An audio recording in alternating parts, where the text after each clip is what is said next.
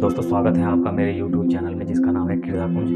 दोस्तों आइए आज एक इंटरेस्टिंग वीडियो स्टार्ट करते हैं। दोस्तों क्या कभी आपने सोचा है हमारे आसपास जो कुछ भी है, ये मिट्टी, पानी, पेड़, इंसान, आसमान, ग्रह, नक्षत्र या तारे, सब कुछ बना एक ही चीज़ से है जिसे हम एटम कहते हैं। विज्ञान कहता है परमाणु ही सबसे छोटी इकाई है, लेकिन हमारे ऋषि मुनि हजारों वर्ष पहले ही कह गए थे नोरियाम महंतो महियाम, मतलब परमाणु सूक्ष्म से भी सूक्ष्म है। मतलब जहाँ विज्ञान एटम ढूंढता है वही हमारे वेद आत्मा को देखते हैं। जब हम एटम के अंदर झांकते हैं तो हमें दिखता है पर भी हमारे त्रिदेव ही नृत्य कर रहे हैं। आप मेरे साथ इस वीडियो में लास्ट तक बने रहिए, मैं आपको समझाने का पूरा प्रयास करूंगा। देखिए दोस्तों, एटम के अंदर तीन मुख्य तत्व होते हैं, इलेक्ट्रॉन, प्रोटॉन और न्यूट्रॉन। इलेक्ट्रॉन्स हमेशा घूमता रहता है, चारों ओर चक्कर लगाता रहता है। प्रोटॉन्स आकर्षण देता है, अट्रैक्ट करता है, सबको एक साथ बांधे रखता है। और न्यूट्रॉन वह ना तो किसी की ओर अट्रैक्ट होता है ना किसी को अपनी ओर अट्रैक्ट करता है, बस वह न्यूट्रल रहता है, मतलब हमेशा स्थिर बना रहता है। यही तीनों चीजें मिलके हर चीज को अस्तित्व देती हैं। अब अगर हम इन्हें गहराई से देखें तो यह सिर्फ कोई फिजिक्स के कण नहीं है, ये तो दिव्य शक्तियों के प्रतीक हैं। आइए आगे समझते हैं। दोस्तों, इलेक्ट्रॉन सदा गतिशील बना रहता है, हमेशा परिवर्तनशील रहता है, हर पल कुछ ना कुछ नया बनाता रहता है, नया रूप, नई दिशा, नई चीज का सृजन करने में ही लगा रहता है। इसलिए क्या हम इलेक्ट्रॉन को अपने त्रिदेव में ब्रह्मा से कंपैरिजन कर सकते हैं, जो पूरी सृष्टि को रचने का कार्य करते रहते हैं। दूसरा प्रोटॉन, जो सबको अपने साथ में रखता है, आकर्षण शक्ति देता है। अगर प्रोटॉन ना हो तो कोई भी परमाणु टिकेगा ही नहीं। यह संतुलन और पालन के लिए बहुत जरूरी है। इसलिए क्या हम प्रोटॉन को विष्णु, जो संसार के पालनहार हैं, सृष्टि के पालनहार हैं, उनसे कंपैरिजन कर सकते हैं। और तीसरा है न्यूट्रॉन। न्यूट्रॉन ना तो किसी की ओर आकर्षित होता है ना किसी को अपनी ओर आकर्षित करता है, बस वह खुद में ही साक्षी बनकर केंद्र में हमेशा स्थित रहता है। लेकिन किसी चीज को अस्तित्व में आने के लिए इसकी भी उतनी ही आवश्यकता है जितनी ही आवश्यकता बाकी और तत्व की है।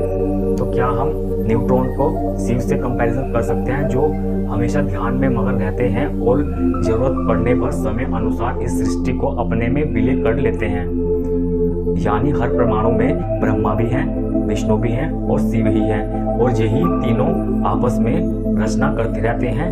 यह प्रक्रिया निरंतर चलती रहती है और यह ब्रह्मांड, यह यूनिवर्स अस्तित्व में आता रहता है और वापस विलीन होता रहता है। दोस्तों, त्रिदेव विज्ञान का ही रूप है। विज्ञान इन्हें सब एटॉमिक पार्टिकल कहता है और आध्यात्मिक दृष्टि कहती है ये सृष्टि, पालन और संहार के लिए तीनों मुख्य धाराएं हैं। इसलिए इलेक्ट्रॉन की गति बिना रुके चलती ही रहती है, यह निरंतर संसार को नया बना रहा है। प्रोटॉन अपनी स्थिरता में उसे संतुलित कर रहा है और न्यूट्रॉन जब संतुलन की जरूरत होती है तब वह साक्षी बना रहता है और हमेशा मौन रहता है। अब ये तीनों चीज जब एक साथ आती हैं तो कोई भी सृष्टि अस्तित्व में आती है। अगर आप इनमें से किसी एक चीज को भी हटा दें तो पूरा का पूरा ब्रह्मांड ही बिखर जाएगा और जो कुछ भी अस्तित्व में है वह कुछ भी अस्तित्व में नहीं रहेगा। इसलिए इन तीनों का एक साथ रहना बहुत ही आवश्यक है। अब जरा सोचिए, जो सिद्धांत एक छोटे से एटम पर लागू होता है यही पूरे ब्रह्मांड भी फॉलो करता है। सूर्यमंडल में सब घूम रहे हैं इलेक्ट्रॉन्स की तरह, सूर्य केंद्र में स्थित रहता है प्रोटॉन की तरह और यह शक्ति को संतुलित करता रहता है। यही न्यूट्रॉन यानी शिवा प्रिंसिपल है। इसलिए हमारे ऋषि मुनि कहते थे यथा पिंडे तथा ब्रह्मांडे, जो सूक्ष्म से भी सूक्ष्म है वह विराट से भी विराट है।